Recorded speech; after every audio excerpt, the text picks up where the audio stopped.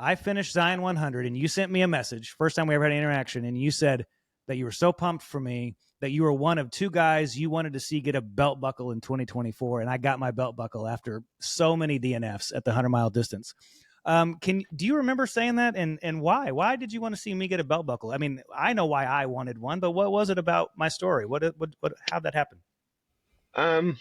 Actually, that's pretty funny. Yeah, there's just, I don't know, people's heart are in different places. Yeah. You see it in their training, you see how they talk about it, you see how they're passionate about it. It's like, lots of people that, I should say lots of people, but, a good example is Mount Pisgah in this area locally. People go out there, put the miles and put the miles and put the miles in, but they're doing the same thing over and over, and they're expecting a different outcome. Yeah. Right. So it doesn't work. In my book, it doesn't work that way. You gotta get out. You gotta get kicked around in all the different places to put it together. And I felt like after all your attempts, it was like, this has got to happen, and it does, and it always does for people as long as they stick with it. But Yeah. I saw your heart in it and your passion in it, and I love that about people. You can hear it in your voice, the way you talk to people. It's awesome. I love it. Well, it meant a ton to me. And Kate, I'm dominating. I'll ask one more question. Why don't you jump in? Who was the other guy? Do you remember? You said I was one of two. Do you remember who the other person was? Yeah, and I'm not going to say it because he didn't do it. Okay, fair enough. Not yet. But he's on my list. He knows it. Hell yeah, I love it. I love it. When he does, let's circle back and let us know. Oh yeah, it'll be a big to-do. It's coming. So yeah, I'm hoping this next year he pulls the trigger. So I literally sent him a text message this morning at 4 a.m. and said, I've had some real moments of clarity the last 6 months. I need to come visit. We need to talk. So yeah, I got to push him. I love it. That's awesome. My first interaction with you was YouTube video. I think it was your first Moab 240. I could be wrong about that. But I want to say it was on a Kerry Ward video, and he was kind of running alongside of you. And that was my first interaction with you, at least online, and then started following you ever since then. And so my fascination with you is just your kind of 100-mile races, 200-mile races. And now with the Monster, Arizona Monster, now you're into 300-mile races. And so what in your mind drives you or attracts you to that kind of distance, and specifically that kind of suffering? Well, yeah, this is probably opposite everybody else, but, it started out, obviously, it's like, I guess I'll go with the 5 C's that Wolfie talked about, right? Yeah, A lot of that curiosity and the commitment, all those pieces, but now it's kind of become how I see it impacts others, and how my buddies, they don't force me, but they encourage me to do those things when really I don't know that I would ever do them or even really want to do them. But when you have somebody, Moab was my brother at the time, and we had just lost Donovan, and it was like, I got to do something big. Well, and Moab 240 was special because they didn't know how far it was. It was 220, it was 230. There were sweatshirts at one point that said Moab 220. I mean, it was this whole big unknown. And literally, I remember Candace saying at the beginning of the race, because they had done the loop in the memory of somebody, and she had said, "We're really not sure because nobody's actually Stephen Jones." So did you know Stephen Jones? Yes. Yeah. No, I didn't. But it was that. It was like, you don't know. I got to do it.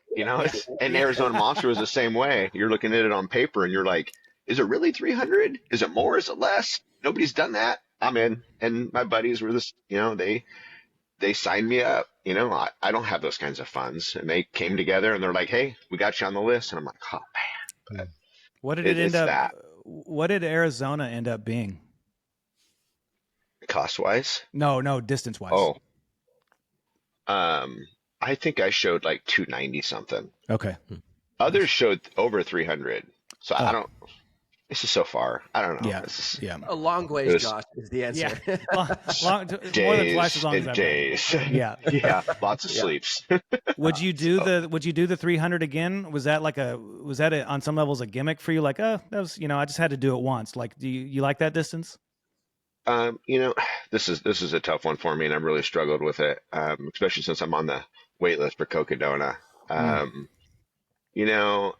Mentally, emotionally, all those things, fucking loved it. I mean, it was awesome.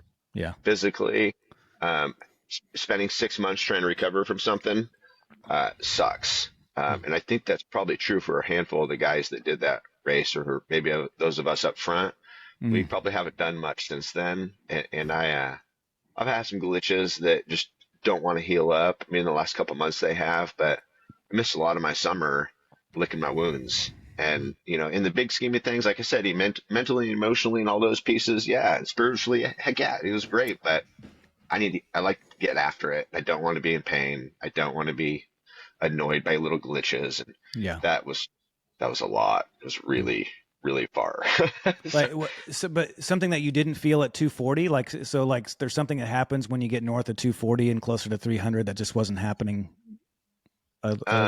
No, Moab was similar, and for me, I think something special happens around 40 hours, something around 60 hours, and then 80 hours. I don't know if there's a point in no return, but I don't think you can make up for it. I mean, I can. Yeah, I just it's too long. The amount of time I'm out there at that pace was too much for my body. So, and I was fit as heck. I mean, I was doing everything I possibly could, but I had 2 microdiscectomies in my back on my L5S1. I've broken my ankle. I mean, I got some stuff. I got a shoulder that needs replaced, and those things, like, I don't want to wake up 6 months later and go, God dang, that thing still hurts from that. Yeah. Or clunking in my back. There's just some things that just scare the shit out of me. So it's that. Maybe I'll get my back fused or some miracle surgery will happen and I'll be like, hell yeah, I'm back in. But right now it's like, there's a lot of life to live and it doesn't always involve that week. Yeah. What does your training look like? You mentioned you were extremely fit, and I would love to, 2 things related to these 200 plus distances. What is your approach to training for those? And then 2, what's your approach to even mentally kind of prepare and kind of think about, you know what you're going to go through. And so I'd be really curious, like physically, how do you prepare from a training perspective, but then how do you prepare mentally for the suffering? I approach them a lot like I did a 100-miler. It's like this old timer told me one time, he's like, and this is still, I believe, the best advice I've ever gotten for 100-milers. Right when you think you ran the most you possibly could, you should probably just go for another run. And, it was 100 plus mile weeks, 20, 30,000 feet of climbing. That was, so I shoot for like between 24 and 30 hours on foot. And that's like simulating what the race is. I knew the elevation profile. I knew the terrain, shoes, all those things become important. How long, where you're laying down. I mean, laying in the desert's completely a different experience than laying in the woods around here. I mean, we don't have scorpions and rattlesnakes and shit, or cactuses that leave wounds, right? So it's those pieces, but physically it was getting up early, up at 3:30, 4 o'clock, put in a run, come home, lift a little bit, and go about my day. I'm physical at work. I'm turning wrenches. I'm laying under motorhomes or whatever and replacing heavy parts. And that's so I had to, in the beginning, it hurts, but eventually you get to a point that everything kind of settles in and just becomes routine. And it's just kind of what you do. You get home, take a shower, go for a 5-mile run, go, hang out with the kids or the wife or whatever it is. The weights thing hadn't done until I had a failure at Crazy Mountain. I did Crazy Mountain, ended up dropping, and I realized that I needed to do something different. And I bought some inexpensive weight sets, put them in the garage, got a soft sauna.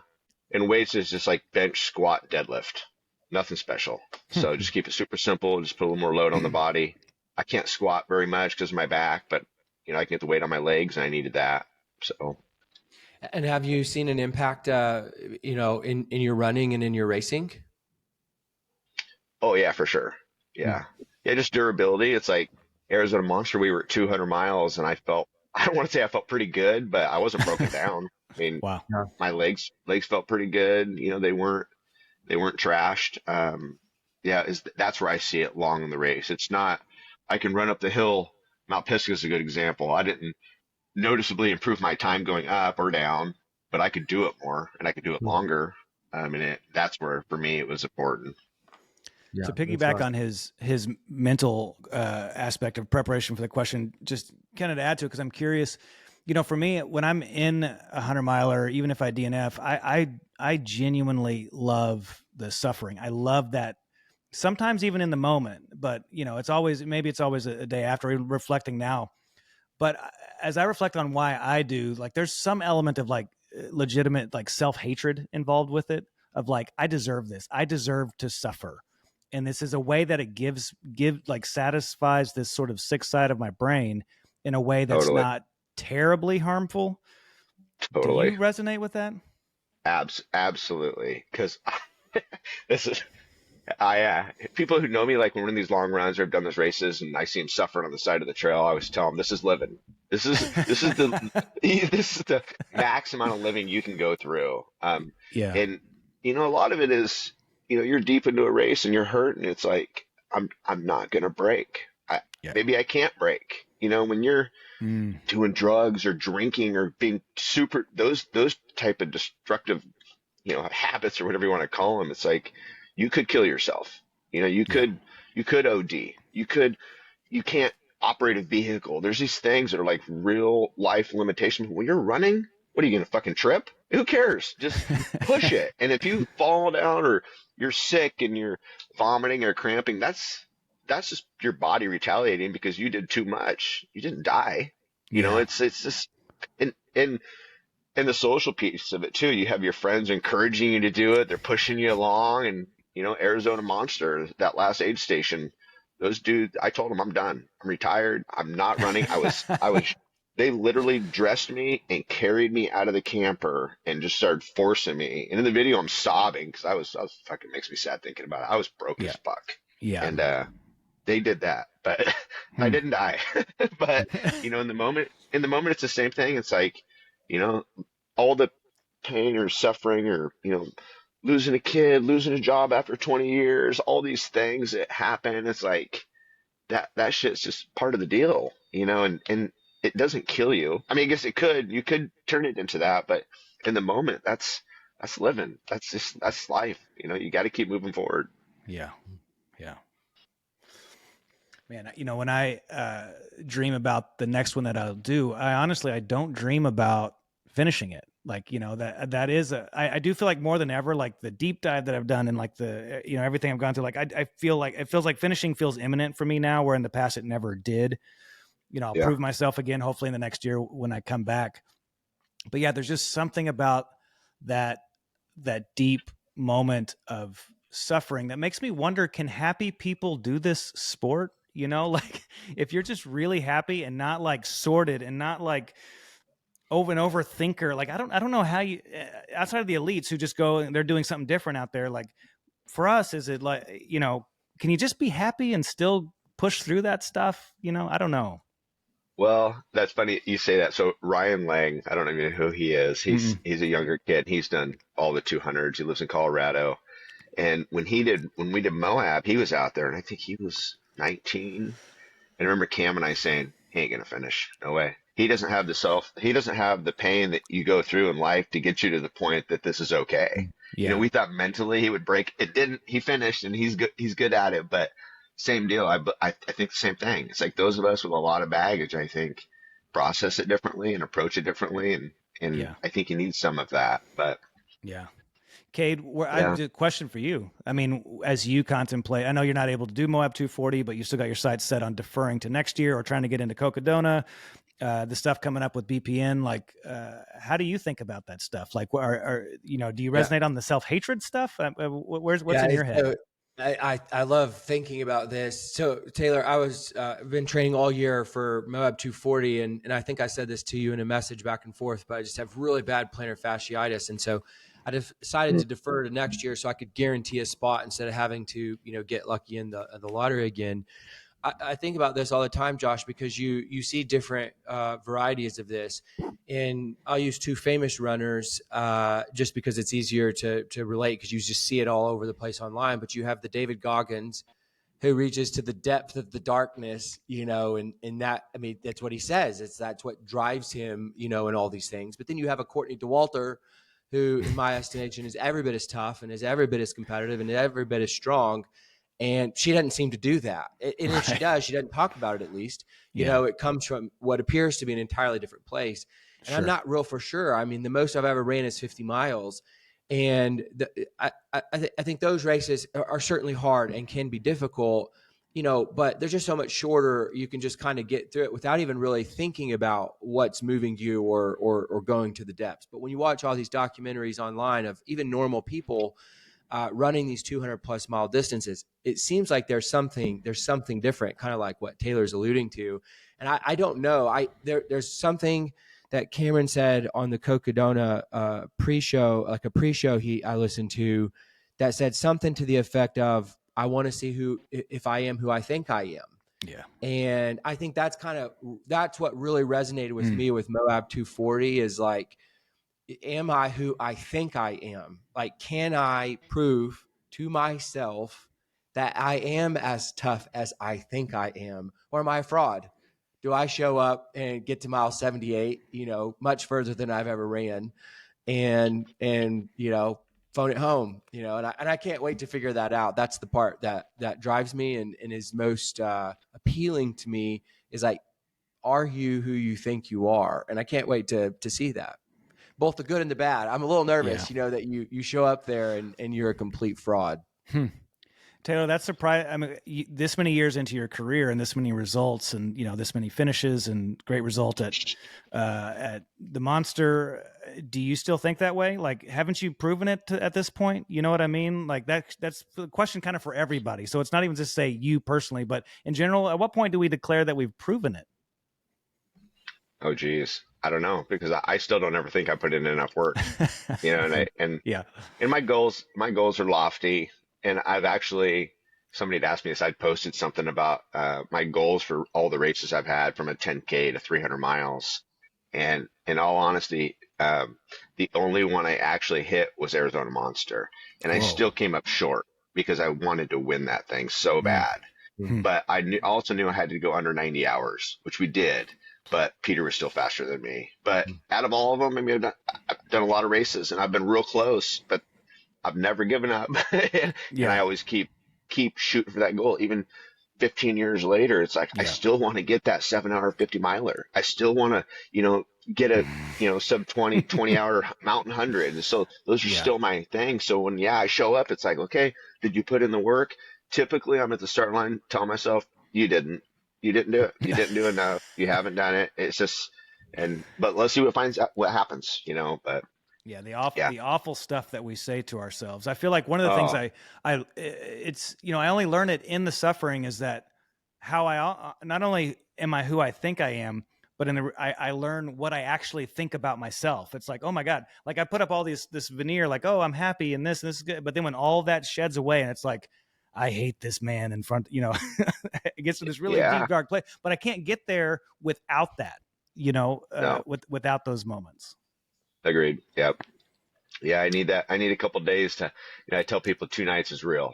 Once you get to that, you can kind of fake it through a night, but that second night, things start to become very apparent of what you did or how you've done it or how you feel about yourself, because it's, you don't get to mile 198 and your knee quit or you don't blow something out very rarely. And it's amazing to me how little people get pulled off the course because they're actually hurt. Right. I mean, it's like, you just don't, broken ankles and you're running through crazy terrain that if you took your neighbor down the hill, they could get hurt and they could be broken. So for me, it's very rarely is it physical. Don't get me wrong. I've quit. Sure. I've quit. I've DNF'd. I've dropped. I've had things I didn't want to deal with, but I think a lot of it turns into, what, if you want to push yourself to that point and you're okay with that discomfort, it's hard. Yeah. How old are you, Taylor? I'll be 48 in January. Are you getting stronger? Yeah. I mean, for in sure. these races, it seems like you're getting faster, you're getting stronger. And so, but at the same time, you have these little, injuries you're working through.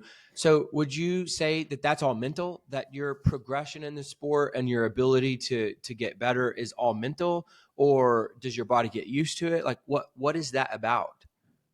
Well, I guess a good example is when I first started doing these, I was probably like a $140, 140 pounds. Now I'm like 170 and I'm 15 years older. So I think physically my body's adapted to it. I have gotten stronger and I can put a lot more load on and recover quicker.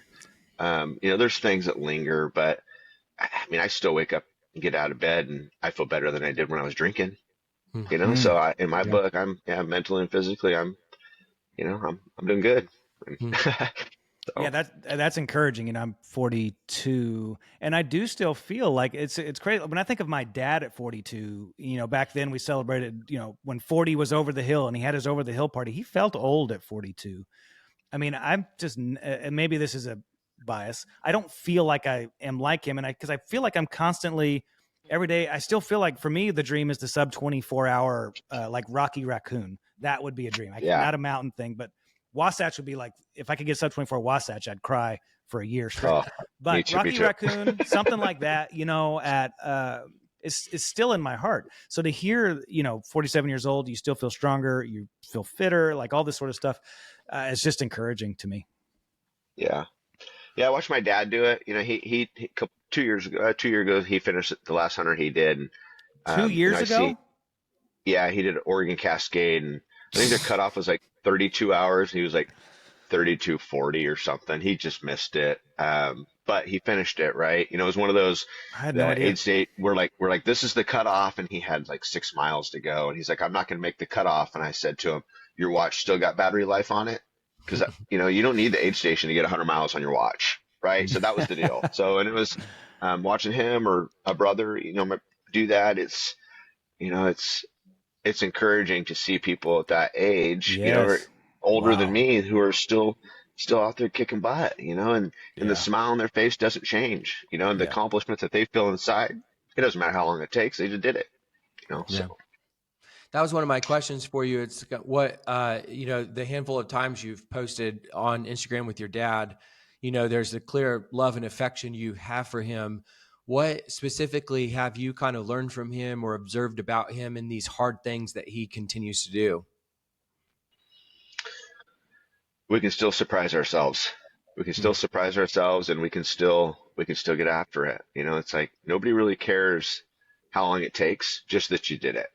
Mm. Right? Especially in these events. It's sub 24, all these time goals, those are personal things. You're not gonna go sub 24 Wasatch and retire. It's like it's what you got inside when you persevere. Yeah. It's like I waking up love with it. the flu and calling in sick. It's like I can't believe I ever did that because I felt way shittier doing these races than I ever did when I thought I was ill. It's just perspective. My dad was in construction forever and he drank and smoked and he was one of the biggest assholes I knew growing up, but now he's my best friend, right? And to see that and see how it changed him and how he sees it's encouraging. What was that shift for him? So that's illuminating, right? Like what you just Mm. said, and so can you unpack that a bit and what changed in him? And now he's doing these super hard races at, I don't know how old he is, but he's not your age.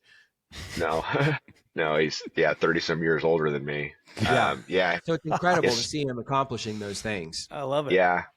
He was 60. I think he was almost 60. Let's see, I'm trying to think. No, no. Well, he quit drinking when I was a teenager, and I think that was what it is for a lot of us is your teenage kid looking at you. Mm. My oldest looked across the table at me drinking. I felt it that I was a failure, right? And he did the Mm. same thing. It was that moment your teenage kids are looking at you a little bit different. You realize what you're doing isn't right. And then he sobered up. And then the running came later when my grandma, my mom's mom, passed. I think he was in his early 60s, maybe not quite 60, and he just decided he was going to go for a run one day.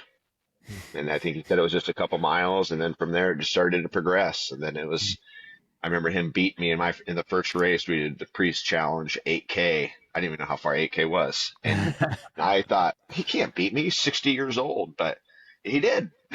So, he just kept Unreal. moving along, and then he and I connected and started running more and more, and then just life happens. All of a Yeah. sudden you have this thing with your dad you never had, right? So I think for both of us, it's been a lot of that. Yeah, man. In my opinion, your single greatest accomplishment is the Salt Lake Foothills Trail Races. that you did last Oh year? yeah, Pretty absolutely. impressive. Yeah, 50K in yeah, Salt Lake it was City. awesome. Yeah. God, it was But hot. Jeez, it but was hot. it was super hot. But it was fun to have you there, and so the recovery's strong. You had some guys there with you. I know that matters a lot to you. What is it? Um, a group of guys. I mean, it's just a Okay, group of us, and so it's just like a Jared group Shaw. of buddies. Is it a 501c3? Is it is it a nonprofit of any kind? No, Oh, okay. no, it's Jared Shaw. I call him the chairman, and literally one year we went down to St. George. We did I think it's like the Red Rock 55K or something, I think it was called. Hmm. We all got together, stayed in the house for a few days, and for me, and I think it's very similar for them, is that you grow up doing whatever it is you're doing. For me, it was always trying to outdo everybody, if it was drinking or drugs or motorcycles or whatever it was. But I never had real connection with anyone. Nobody ever held me accountable. I didn't really care what people thought about me as long as felt like I was doing more than them. Mm. Um, so I don't ever remember anybody in my life saying, "Hey, you need to get your shit together," until I came along to the guys at Recovery Strong. And it was kind of like just this group of brothers that, kind of just hold people at a higher standard and expect more out of you. Hmm. And I don't know that we always get that in life. Your family, everybody wants to do what makes you happy, or they want to support, oh, he seems happy, so they support that. But rarely does anybody call you out. But they do, and they're good about it, and they're positive, and they're just good people. And Hmm. we just, send random text messages to each other and plan, the rim to rim to rim we did. And these, once a year we'll try to connect and do something ridiculous. And that's super special to me. I mean, I didn't grow up with a lot of friends, and those guys are good friends. When you say being called out, what do you mean? And I guess it's not even somebody saying, "Hey, you need to do more, or you need to get your shit together." It's how they treat you. It's a look on someone's face, when Mm. you're together. And, I'll be, I guess, a good example. Well, I guess the easiest example for me is the running thing and telling those guys straight up, you need to do more, and this is how you need to do it. Not Mm. everybody's receptive to that, but they Right. respect it, and we listen to each other. Like, "Hey, I need you here for this." Okay. In your normal life, you kind of like, I got some stuff going on, and you kind of just blow it off. Right. But Mm. when we say, "Hey, this is what we're going to do, and this is when we're going to do it," we all get together as a group, and that's what happens. Yeah. I just never had that in my life. Hmm. I just never, nobody ever did that. I'm not good at team sports and that type of stuff. So having a circle of people that I feel like I need to hold myself to a higher standard around, it's Yeah. that. I mean, do you wish that your family did that, or does it belong with like this group of men? Like, is that the ideal place for it? Yeah, no, I wish I would grown up that way. Yeah. And I wish my family had done that. And I do that with my kids, much better than I did, growing up. Mm. I had older brothers that, kicked my ass, but it was never in a way like, "Hey, you need to get good grades so you can do this or do that." It was just like, "Hey, why did you be such an idiot?" It was never, it was really never positive or encouraging. I think nobody was encouraging me growing up to try harder or to try to excel in anything. Everybody's just okay with whatever you're doing, just as long as you're happy doing it. That's not always good. I really want to know, like, when you're in these races and you're really suffering. You're at the bottom of the bottom. You're at 1 mile 177. Things are not going great, but you got another 100 plus miles to go. What's your kind of go-to strategy to embrace that suffering, to get through that suffering? I mean, what's your approach? You just ignore it? Do you lean into it? Do you just think, oh, in 30 minutes it'll go away? Like, how do you handle those really, really low moments in a race? Well, I had my therapist one time told me, it's, uh, look at something in front of you, imagine what it feels like, what it tastes like, what it smells like. If it's a tree, if it's a rock, pull your mind out of where you are. You Hmm. pull it out of your bucket. Some people say it's not my bucket or it's not my circle. I imagine I'm in this bubble and I try to take myself out of that bubble. Um, Counting, I'll count just one, two, three, four, five, and Whoa. and just pull my mind away from what I'm actually doing. And I'll carry rocks, like pine trees. Literally this weekend we went and I did a climb with a friend, and was pulling the pine trees were budding a little bit, and it gets this little soft citrusy, and I pull those, I chew on those, just that type of stuff to pull myself out of what I'm actually doing. And the counting thing is, I don't know why I do that, but I've done that forever. It's just 1, 2, 3, 4, and I don't know why, but it just What's kind the of takes highest you you've ever away. got? I don't even know. I don't know. I don't ever It's not the get point. to, I bet I don't even get to 100. I think I Okay. probably my mind probably goes somewhere else. I looking at ridges and mountains and horizons, and I'm not, I'll talk to other people, and I ramble quite a bit on the trail, but that isn't intentional.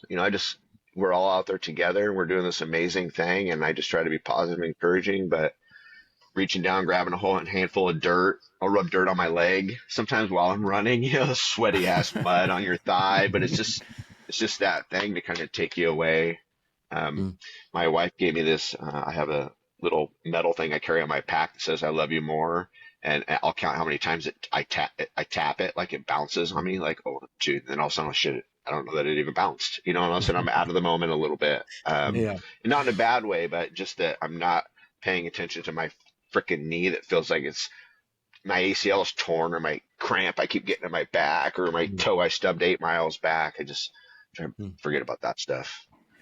Josh, you really should try that. I've just done it in a couple of training runs, and I bet I never even got to 20. Kind of to Taylor's Yeah. point, he certainly may have gotten higher, but like you just do it over and over again, and you lose track. Or I would lose track of like, crap, am I at 7 or 8, or was I at 11?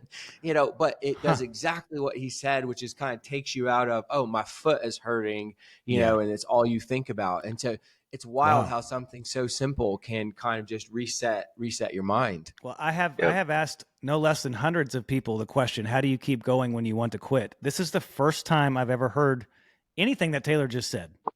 This is great. It's cool. Cool. I just broke my secret. Dang it. You may not get a book deal anymore. Now it's out. Yeah. Right. Yeah. I think So one of the things I admire about you is like you have a normal working job and you're still getting in, all these miles. I mean, I think professional athletes and there's a place for that. And I follow all of them and I admire all of them. And there's things I love about them. But there's nothing I love more than someone who's working 40, 50, 60 hours a week, has a family, has all those commitments. Like when you said sometimes you have to wake up at 3 or 3:30 to kind of get your run in. That's kind of like a next level commitment in my mind. It's one thing if your whole day gets to be structured about your training and your nutrition and your strength and talking to your coach and working with your strength, and again, it's awesome. There's nothing wrong with that, but there's something special to me and more intriguing about the way you do it. And it's really admirable. And it really kind of encourages me to not be a baby. There's times where man, I just do not feel like doing this. And then I truly thinking about people like you and others who just as tough as nails, who just get it in. It's really inspiring to me, and I would imagine a lot of other people. thanks. Yeah. It is a lot of work, right? But I've never done a race like after doing Arizona. I thought to myself, I can't believe I ever thought I was too tired to go for a run in the morning, right? It's like you're so exhausted in these things. It's like hey, you could have 3 miles. I couldn't. Yeah, you know what I mean. It's just like I walked probably 80 of Arizona Monster, and I couldn't go out for a 3 mile walk before work one day. That was just Oh, a little snooze button, Yeah, But great perspective. Yeah. very good Does your wife perspective. think you're crazy? Like what, you couldn't do this, without your family being oh supportive no and way, yeah, no, yeah. So yeah, no, what's she. her perspective on all this and what's that like for her? Um, I think in the beginning it was that I was spending time doing something that was productive, that Mm, physically there was changes and mentally there was changes. I wasn't stopping at the store to get an 18 pack of Keystone Light and ordering up Domino's to sit there and watch football on the big screen. That all mm, went away. And then mm, all of a sudden we were together and we were doing things like this weekend. We went and climbed the South Sister. We hiked together.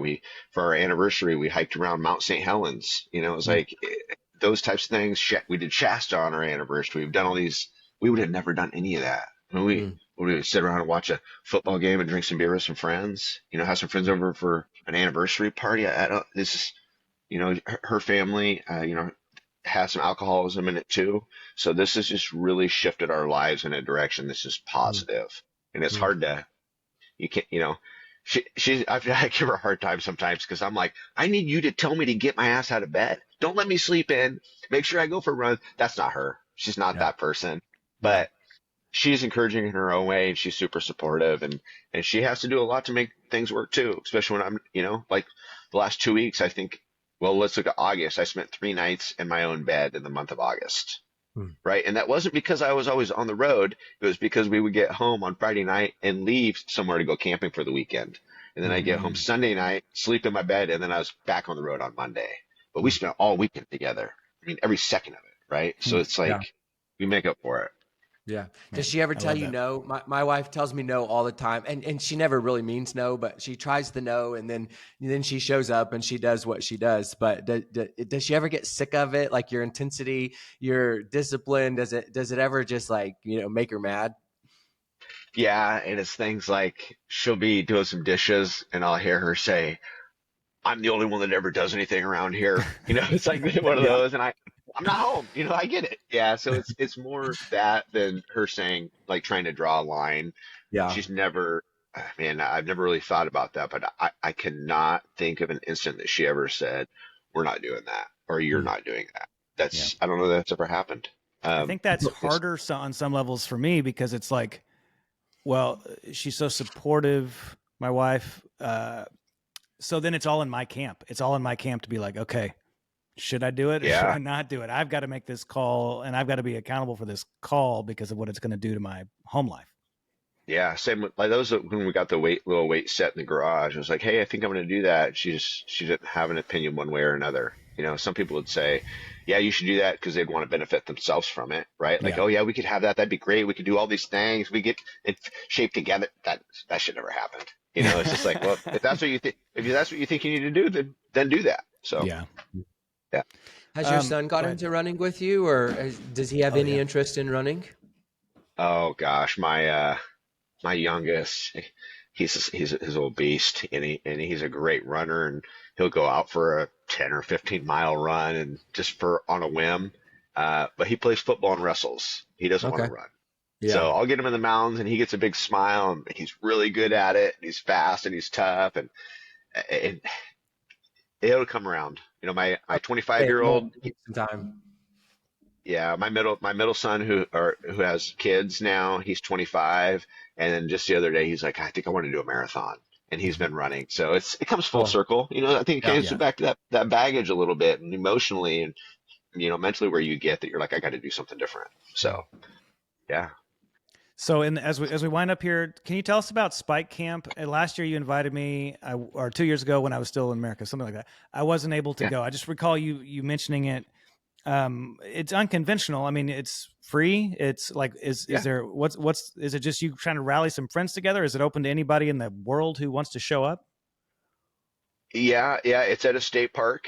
Okay. So when it comes to charging to do that, that hinders us from the amount of people that can be there. It's like, oh, you're going to Oh, put a race on. Well, you only can have 40 people.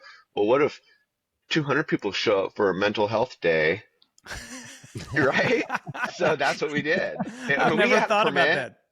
No, we had the permit, but everybody's like, how did you even pull this off? Because we tried to do a race and they denied it. And I was like, Yeah. well, we're not charging people for it. Yeah. So it's like we did this year. We want to do is sell shirts or do something related to it. And we have bibs. We had a start time at 5 a.m. And really what it is, our local hill and a place that I've spent zillions of hours on. And it's like just doing a repeat on this 1.4 mile. Well, it's 2.8 round trip, and it does about 1,000 feet of climbing. And it's right up this main trail of this hump in the kind of the middle of Lane County in Springfield, Oregon area. And we showed up at 5 a.m. and we ran to the top, and then we had rubber duckies at the top. So you bring down a rubber ducky, and we put a tally on your bib, and we send you back up. And we had an aid station at the bottom with coffee and all the normal aid stuff and music and lights and to see, I think every person we had 100 people that did multiple laps. I don't know how many other people just did one, but people Mm. who did multiple laps, we had 100, and I think everyone way blew their expectations out. Like, oh, the most I've ever done is two. Well, now they said I did 10. You know, it was like, yeah, I mean, you got 12 hours to do it. Some people left and came back and then did more because they had to go to work or whatever they had to do. And it was awesome. I'm not big on loops and I am not big on out and backs like that short, but to see the same people's faces back and forth, to see these guys flying up and then, or someone else is barely making it. I mean, it's hard not to be encouraging to everybody, especially when you see them, you kind of hold yourself a little accountable. Hey, I see you on the next one. Well, that sits with you a little bit when you get to the bottom, right? It's like, that guy's still up there. Shit, I got to see him. Maybe I'll see him on that same corner. You know what I mean? It was that. It was awesome. It was really fun. And so you're building community, like your goal with this, like, yeah, I do that with my race, but we charge for it. We're also trying to make a business out of it. Your goal is you're a community builder. yeah, and I mean, I think a lot of people get intimidated by the price or the event. 50 miler or whatever that is becomes intimidating, and it doesn't need to be. There was a lot of people there who don't do ultras, maybe didn't even know what an ultra was, but they were out Mount Pisgah and they wanted to do some, summits, and it just turned into a community of people pushing each other up the hill. It was great. It was how does someone sign up for it, or they email you? Like, is there a website? Yeah, January 24th. We're going to do it at 5 a.m. on January 24th. We'll be out there for 12 hours. They can email me. They can bump me on Instagram. I'll do a post that kind of directs people to my Recovery Strong email, and we'll do kind of like just a sign up, because what we would like to do is actually know how many shirts we actually need. And if people want to purchase a shirt, great. That'll help us keep a count of who we expect to show up. Can I buy a shirt if I'm not there? I mean, does it work that way too? Well, we were trying to think if we could do. I kind of wanted to do. We thought about doing the shirt as your entry. Like if you show up with the shirt, then you're in. You can buy a shirt, but that was what you need to get there. So something like that. We had great shirts. They were super cool. Yeah. Death March did shirts too. Oh, cool. They did the King of the Mountain and the Queen of the Mountain, and they did the plaques for the winners. Cool. It's just everybody kind of just pitched in a little bit, which is. Back in the day, we did fat asses. You'd go do a self-supported 50-mile group race, right? And everybody did their own aid station. Somebody provided the finish line stuff, and those were awesome, and they didn't cost anything. So it was like something like like that. Everybody can chip in a little bit, but I mean, I'll be straight. We were out a lot of money last year. it was kind of painful. We need to figure out a creative way to do that without telling people, oh, it's going to cost you $50 or $100 to come run up and down the hill for like Little Caesars pizza and some shitty coffee, right? You gotta think of a better way to do that for everybody. And I know people want to pay, and people are all the time, well, we would pay for this all day long. I know you would. That's the idea. I don't want to charge everybody $200 or $300 to hang out for 12 hours. Yeah. Man, you're a legend. And I could talk to you all day, and I'm just so thankful that we finally made this happen. Absolutely. A real honor to have you at the race in Salt Lake City last year too, and to chat with you and to see, just you in person it was a pleasure. And so thank you. Thanks for making time today, and let's do it again sometime. Yeah, absolutely. And I hope to see. What are you signed up for? I'm signed up. I am. I'm signed up for Paris Eco Trail 75 miler. So we're going to be here one more year. Okay. So I thought they were going to introduce a 100 miler at Paris Eco Trail. It goes through the forest around Paris. So it's like, we're here one more year. This is life. I want to really stake my claim of I was here and do the biggest thing I could do here. But I'm really just got my sights set back on getting back in the desert in America. I just want to be in Zion and Bryce. I just want to do every 100 miler I can when I get back. Yeah. So it's good. Yeah. Awesome. That's exciting. How about you, Kade? You got Moab's out, but what do you got? Yeah, I got in the lottery for the Survive the Night race, the Bear Performance Nutrition, Nick Bear's race. Oh, okay. So that's November 1st, and I'm gonna run it whether my foot's ready or not. Especially after you talking about all the things you were battling for 300 miles. It's like surely I can go and run 50 miles. So I'm gonna do that one. I think it's gonna be a great experience. And then I entered the lottery for their Go One More Ultra, the Backyard Ultra, and I bet you thousands of people signed up for that. So I bet I don't get into it. But I really want to get healthy and just get back to Moab 240 training. This probably. It's just nothing worse than talking about something and then not even showing up to the start line. It it just bothers me Area. so bad. I can't stand it. So I Yeah. just got to get healthy and get back to it. And plantar stuff, you said that's what it is? Or Yeah, my left foot. Yeah, just I haven't ran for 3 weeks, and it is feeling a lot better, but it's still kind of there. But I have a friend that he tried pushing through it and ended up not being able to run for like a year and a half. And so that's kind of the fear I have, that, you know, because my coach, he's just ran through his. And I talked to another guy, and he said, yeah, I did a 100-mile race, and by the end of the 100-mile race, it went away. no, I'm like, well, that's what yeah, I but want to happen. Yeah, but they did something that relieved it, right? The Right. shoe choice, arch support, rolling the cat. There's something they were doing that they're not talking about. Taking Right. magnesium. There's something, right? Something. Been there, done that. I've had it before, and I literally thought that muscle was going to snap in the bottom of my foot. That's It what hurt I so feel like. bad. Yeah, you said I've heard that yeah. some people have like gone out of their way to make sure that it snaps. Have you ever heard these legends that like that? Oh, I tried, and I ruptured I didn't do it at the same time, but later I ended up rupturing my Achilles. Oh, So gosh. so it was like, I don't know if it was tied in there, probably was, but you don't want to break that shit. But Whew. yeah, I don't know. Barefoot on the turf, man. That's my go-to. That's what I'm doing right now. Is just I lift barefoot. No more than a mile though. I do everything barefoot now, and it's I think it's getting better, but it's just so my challenge is comparing myself to others. You know, I see people like you know, almost 50 years old, you have bad back, you tore your Achilles, and you're out there doing 300 miles, and I'm like, you can't train through like a little heel pain, and so I've got to constantly work through, you know, that idea of comparison and thinking of all these other tough people who do hard, like David Goggins runs. He has no knees. The dude has no knees. He's, you know, out there doing crazy stuff. And then I can't work through, you know, little plantar fasciitis. And Truett's running in jeans, for goodness sake. I know. Oh, geez. I can't even run in like clothing that's Nuts. optimized for running as far and as fast as he does. Yeah. My thing when I get hurt, it's usually if I can walk or slowly jog and it doesn't hurt, I build off of that. If I can walk 5 miles and it not hurt, I got to figure out how I can run 5 miles and it not hurt. There's some correlation there. But everybody's different. You know, I've had my PT tell me, he goes, man, you need to back off. He goes, your pain tolerance level is way high and you're really going to fuck yourself up. And I'm like, well, it was just kind of uncomfortable. You know, it's like, but my back is really, really jacked. It's like, it's not Are good. you making progress on that? Oh yeah. I mean, just I carried a pack this last weekend, and it was probably 15 pounds, and I felt that. And that's, you know, it's just, I don't know, it's just one of those deals. I just got to keep things strengthened up and rest when I need to. That's where No Run November comes in. Taking a big break sometimes can really pay off. So well, that's what I'm hoping for on my foot. Man, it was a real pleasure getting to meet you. Thank you so much for taking time. No, I appreciate. I love being on here, and we'd do it again. If there's something else you guys want to chat about, like I said, I owe it to you guys. So man, I'm going to show up to Mount Pisgah at 3 a.m. one morning and hope that I catch you rolling out of bed at 3 a.m. Hell yeah. Headlamp party. Right on, man. Well, let's do it again.